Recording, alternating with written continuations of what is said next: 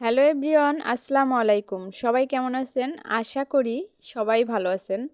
আলহামদুলিল্লাহ, আমিও ভালো আছি। আজকে নিয়ে আসলাম বরিশালের খুব জনপ্রিয় একটি পিঠা, দুধ পাকন পিঠা। মেয়ে আবদার করলো হঠাৎ করে পাকন পিঠা খাবে, তো ভাবলাম আপনাদের সাথেও শেয়ার করি। এখানে চালের গুঁড়া সেদ্ধ করে নিছি, এরপর সাথে ডিম দিছি আর হালকা একটু তৈল দিয়ে মেখে নিছি ভালো করে। এরপর পিঠা কাটলাম।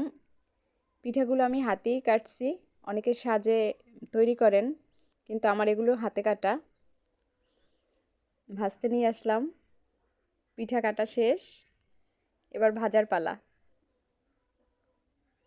ওই পাশে দুধ বসাইছি পিঠা ভেজানোর জন্য। তো ভালো করে মানে উল্টে পাল্টে ভেজে নিতে হবে। একদম বেশি জালেও ভাজা যাবে না, আর একদম জাল কমেও না। আর পিঠাটা বেশি লাল করা যাবে না, হালকা একটু লাল করে ভাজতে হবে।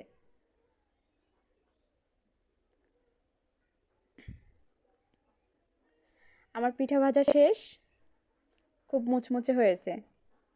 এবার ভেজানোর পালা। দুধটা বেশি গরমও হবে না, বেশি ঠান্ডাও না, কুসুম গরম থাকতে হবে। পিঠা দুধ দুটোটাই কুসুম গরম অবস্থায় ভেজাতে হবে। পিঠেটা কত সুন্দর করে ভিজছে, একদম নরম তুলতুলে হয়ে গেছে, ভিতরে কোনো শক্ত